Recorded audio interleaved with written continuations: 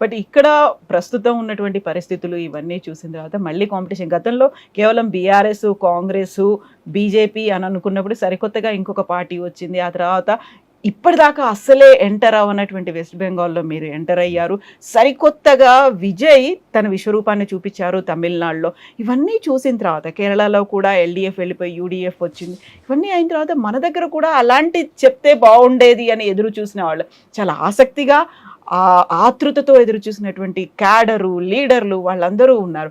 దీనికి తోడు సరికొత్తగా ఇంకొక పార్టీ మన దగ్గర కూడా వచ్చింది, కవిత తీసుకొచ్చినటువంటి టీఆర్ఎస్ పార్టీ. ఇప్పటి నుంచే కనుక వాళ్ళని మోటివేట్ చేస్తే ముందుకెళ్తారు అనేటువంటి ఒక భావన ఉండింది కదా, అది మిస్ అయింది కదా కార్యకర్తలకి. మిస్ కాలేదు, ఉత్సాహం బాగున్నది. నల్గొండ ఎక్కడైతే బీజేపీ వీక్ ఉందో అక్కడ యువకులు, ఆడ కాంగ్రెస్ అండ్ లెఫ్ట్ పార్టీస్ నల్గొండలో హిస్టారికలీ అక్కడ కూడా ఎంతోమంది యూత్, చాలామంది యూత్ ఏదో పార్టీ అంటూ ఉండరు. ఓ 30%, 70% ఏ పార్టీకి కట్టుబడి ఉండరు. ఆ 70% యూత్ అట్రాక్ట్ అయ్యిందని నేను అనుకుంటున్నా. ఎందుకంటే ఇందుకే బీజేపీని బలంగా చేయాలని లేదు, దేశాన్ని బలంగా చేయాలన్నారు. మేము ఎక్స్పెక్ట్ చేసింది మీరు అన్నట్టు బీజేపీని బలంగా చేయాలి, అదని లేదు. అన్నందుకు ఎంతోమంది యూత్ అట్రాక్ట్ అయినరు. అండ్ మా చేవెళ్ళ, వికారాబాద్ ప్రాంతంలో కూడా అవును వాస్తవంగా మెజారిటీ వచ్చింది బీజేపీ కార్యకర్తలు, బీజేపీ సపోర్టర్స్ వచ్చింది. కానీ నాన్ బీజేపీ సపోర్టర్స్ కూడా 20% వచ్చిండ్రు, సాధారణ ప్రజలు కూడా. అండ్ మేము ఒక్క పైస ఇచ్చి బస్సులు ఎక్కియలేదు, నాట్ 1 పైసా.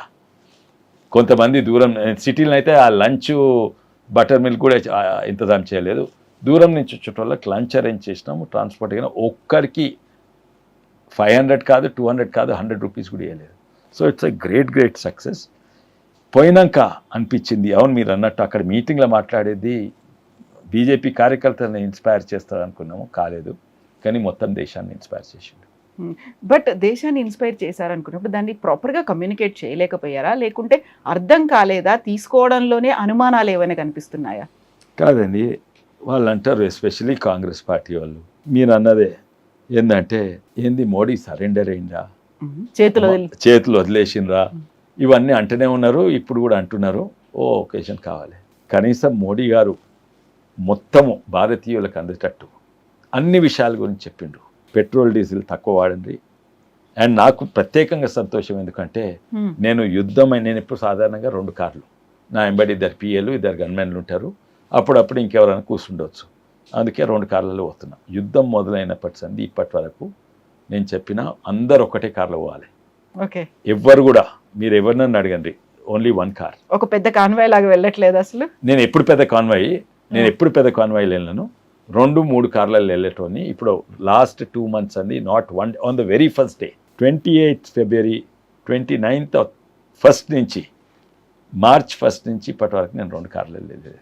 అండ్ నేను అదే రోజు మా దగ్గర వర్క్షాప్ ఉంటుంది, అదే రోజు నేను ఇమీడియట్లీ బయోమాస్ స్టవ్స్, ఎందుకంటే నాకు తెలుసు పెట్రోల్ డీజిల్కి ఇప్పుడు లోపం ఉండదు, కానీ ఎల్పిజికి ఉంటుంది. అదే రోజు బయోమాస్ గ్యాసిఫైర్ స్టవ్, నేను ఎప్పుడో 10 ఏళ్ల కింద చేసిన వర్క్ మళ్ళీ అదే రోజు షురూ చేసిన. అండ్ ఇమీడియట్లీ దాదాపు దాంట్లో కొంచెం రీసెర్చ్ ఉంటుంది కొన్ని, అండ్ ఇట్స్ కొత్త ఇన్వెన్షన్ ఏం కాదు, ఇవి ఉన్నాయి కదా, దాన్ని ఇంకొంచెం మంచి చేయాలి, ఇంట్లో లోపల వాడుకున్నట్టు చేయాలి. చిన్న కిచెన్స్ 5 మంది ఉన్న కుటుంబాలకు పనిచేయాలి. ప్లస్ హోటల్కు ఒక రోజు 1000 మంది తినిపోయేటోళ్ళ హోటళ్ళకు కూడా చేయాలి. అటువంటి 30-40 మోడల్స్ చేసినాము. చేస్తే అందులో 7 or 8 మోడల్స్ సక్సెస్ఫుల్ అయినాయి. అండ్ దానింట నాకు చాలా సంతోషమైంది మోడీ గారికి చెప్తే, నూనె తక్కువ వాడమని. అండ్ ఇంపోర్టెడ్ ఆయిల్, ఇప్పుడు 60% ఆయిల్ ఇంపోర్టెడ్. నేను నిన్న మోడీ గారు రాకముందే నేను ఈ మన కుస్మా నూనె పండియాలని నేను దారూన్ మండల్లో అగ్రికల్చర్ రీసెర్చ్ అయిన కుస్మాలు తీసుకొని అక్కడ ఇచ్చిన.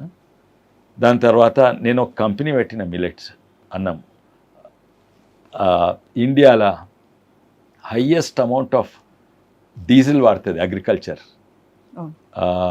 ఉదాహరణకు వరి పండిస్తేందుకు ట్రాక్టర్లు కావాలి కదా, వాటర్ ఎక్కువ కావాలి. అయితే ఎనర్జీ హైలీ ఎనర్జీ ఇంటెన్సివ్ మన దగ్గర.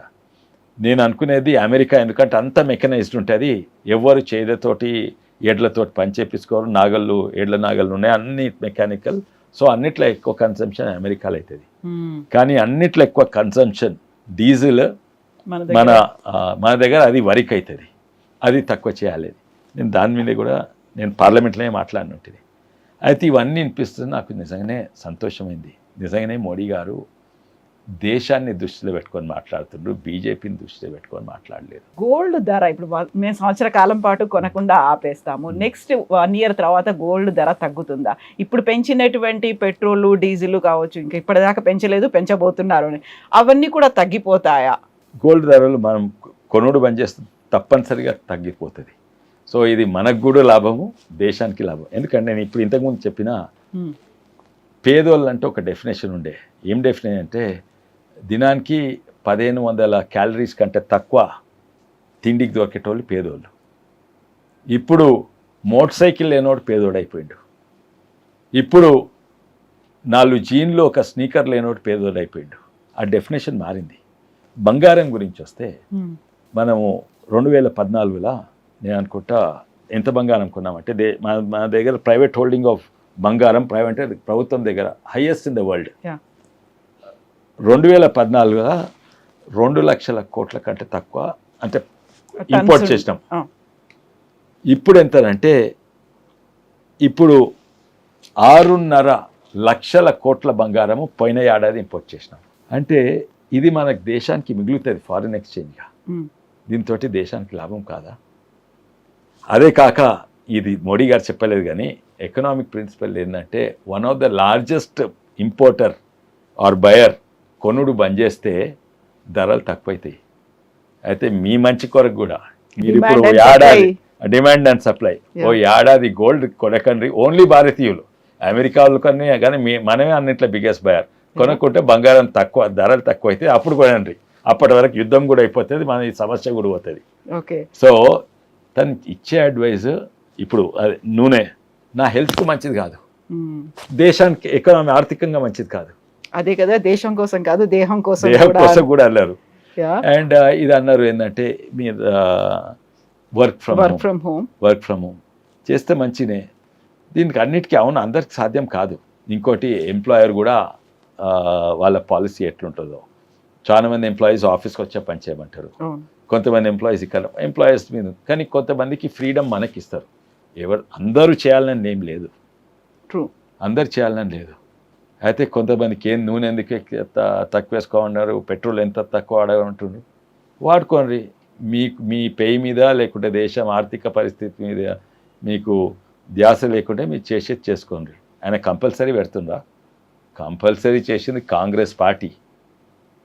ఎన్నోసార్లు అన్నది మీరు డోంట్ ఈట్ రైస్, ఇంకా ఒక్కసారి తిండి బంద్ చేయమన్నది, స్కిప్ 1 మీల్. జవహర్లాల్ ఒక వారంలో 1 మీల్ మీరు తినకుండా ఉపాసంగా ఉండానని జవహర్లాల్ నెహ్రూ అన్నాడు. తర్వాత లాల్ బహదూర్ శాస్త్రి మండే రోజు అసలు భోజనాలు చేయకండి, కీప్ ఈటింగ్ రైస్. ఇవన్నీ ఇప్పటిసారి మన్మోహన్ సింగ్ గారు చెట్ల మీద పెరుగుతాయా పైసలు. తర్వాత ఇదే కాక బలవంతం కూడా చేసిండ్రు, పిల్లలు కనొద్దు మీరు అని. ఆమె దుర్గామాత ఉండే కదా దేశానికి, ఈమె కూడా అన్నది బంగారం కొనొద్దని.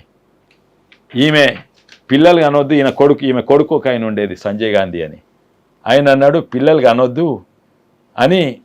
ఫోర్స్డ్ స్టెరిలైజేషన్ అంటే ఫ్యామిలీ ప్లానింగ్ ఆపరేషన్ మహిళలకు తక్కువ కానీ మగవాళ్ళకు చాలా ఎక్కువ. అది మ్యాక్సిమం దళితులకు, ఇంకా ఎస్టీలకు, పేదోళ్లకు తీసుకుపోయి స్టెరిలైజేషన్ చేసిండ్రు. అటువంటి వాళ్ళు ఇప్పుడు ఈ మంచి ఒక అడ్వైస్ ఇస్తే దేశం మంచి కొరకు వాళ్లకు ఇప్పుడు మళ్ళీ ఏం చేయొద్దా, మేము మా సంగతి ఏంది, తినొద్దా పిల్లలు అనొద్దా అనేది Congress party. And forced sterilisation చేసింది కాంగ్రెస్ పార్టీ. ఇప్పుడు ఇంతమంది అరే ఒక్కరు కార్లో ఒకరి 4 కలిసి కార్ పూలింగ్ పోమంటే తప్ప. ఇక్కడనే కాదు, వేరే దేశాలు కూడా చేస్తున్నారు. ఇటువంటి మంచి అడ్వైస్ ఇస్తే వాళ్ళు ఇట్లా తిప్పి చెప్తున్నారు. సో ఇవన్నీ చెప్తున్నారు అంటే ఏదైనా ఇండికేషన్ ఇస్తున్నారా లాక్డౌన్ కోసం? అలాంటిది ఏదైనా మోదీ ఆలోచిస్తున్నారా అనేటువంటి ఒక డౌట్ కూడా వస్తుంది. దీంట్లో లాక్డౌన్ సమస్య ఉండదండి. ఇన్ఫ్యాక్ట్ ప్రొడక్టివిటీ బెల్ట్స్ టైటన్ చేసుకుంటా, అంటే మనము కొంచెం మార్పు తీసుకురావాలి. ఎందుకంటే మనం ఉదాహరణంగా అందరు ధనవంతులైనరు మనం, కానీ ధనం ఎట్లా ఖర్చు పెట్టాలనో మనం నేర్చుకోలేదు. నేను రాగానే కొంచెం ధనం కాగానే ఇంత బంగారం వేసుకుంటా, ఇంత మొగోళ్ళు అవును అవును ఇంత కొలుసులు వేసుకుంటారు, గోల్డ్ మ్యాన్లు అవుతున్నారు కదా ఒక్కొక్కడు. కొందరేమో వెనకట్ సంది వేసుకున్నారు, ఒకరిద్దరు వాళ్ళు మంచిగా ఉంటారు. కానీ ఈ నడుమ నేను లీడర్ అంటే ఇక్కడ ఎంత బంగారం, ఇక్కడ ఎంత, ఇక్కడ ఎంత, అది మంచి కనబడతలేదు. అది మన సాంప్రదాయం కూడా కాదు. అయితే మనం ధనం సంపాదించుతున్నాం, కానీ మా తాతగారు అన్నది ధనమేంద్ర ఇవ్వడంటే వాళ్ళు సంపాదించవచ్చు, ఖర్చు ఎట్లా పెట్టాలో దాంట్లో ఉంటుంది మన కల్చర్. మన కల్చర్ కనబడేది ఎట్లా. మా చెవెలలో మా ఆఫీస్ పక్కకు బాయ్స్ హాస్టల్ ఉంది. అందరూ వచ్చి ఇంజనీరింగ్ కాలేజ్ ఉన్నాయి, చదువుకుంటారు. నాదే పక్క ల్యాండ్, నాదే. అది 5 అంతస్తుల బిల్డింగ్. వాళ్ళు బియర్లు ఆర్డర్ చేస్తారు, బిర్యానీలు ఇప్పుడు స్విగ్గీలు అవన్నీ వచ్చినాయి కదా, వచ్చి ఆ బిర్యానీ తింటారు. బిర్యానీ ఆర్డర్ ఇస్తే ఎంత, అది సగం ప్యాకెట్ తిని ప్లాస్టిక్ బ్యాగ్లో ఇట్లు ఇచ్చి వేస్తారు. ఎవరి ఆఫీస్ మీద వేస్తారా అంటే ఎంపీ ఆఫీస్ మీదే మా పక్కోళ్ళు. మళ్ళీ వాళ్ళని తిట్టి పోలీస్ కంప్లైంట్ ఇస్తే అది వేరే తిరుగుంటుంది. పోయి చెప్తాను మంచిది కాదా 10 సార్లు చెప్తాను. ధనము ఇట్లా మనం పారేస్తున్నాము, ధనం ఇట్లా ఇసిరేస్తున్నాము. కొంచెంగా మంచిగా వాడుకుంటే ధనం, అప్పుడు కల్చర్ కనబడుతుంది. చాలా ధనం ఉండోడు ఇట్లా వారేస్తే వాని కల్చరే కింద పడిపోతుంది. తక్కువ ధనం సంపాదించేటోళ్ళు మంచి ఎక్కడ వస్తుందో అక్కడ పెడితే అక్కడ కల్చర్ కనబడుతుంది. అండ్ విదేశాలు ప్లాస్టిక్ బొమ్మలు కొని ఇక్కడ పడేసుడు, ఇట్లా ఈ బొమ్మలైనా కూడా ఈ యూజ్ అండ్ త్రో టైప్ బొమ్మలు ఉంటాయి. అండ్ చాలా మంది కన్జ్యూమబుల్ ప్రోడక్ట్ బట్టలు కొన్నా కూడా, నేను కాలేజ్లో ఉన్నప్పుడు నాకు 3 షర్ట్లు 3 ప్యాంట్లు ఉండేది. నేను అన్నిట్లో ధనవంతుని. ఎంతోమంది ఇప్పుడు ప్రతి ఒక్కరికి 4 షర్ట్లు 3 టీ షర్ట్లు 2 జీన్స్ 2 ఇది ప్రతి ఒక్కరికి. సరే అదన్నా మంచిగా వేసుకుంటారా అంటే మంచిగా వేసుకోరు. అయితే అవర్ కల్చర్ కొన్ని దిక్కులు మనం ధనవంతులు అవుతాం, కానీ జస్ట్ వేస్ట్ చేయకుండా మంచిగా వాడుకుంటే మనకు మంచిది అండ్ దేశానికి మంచిది.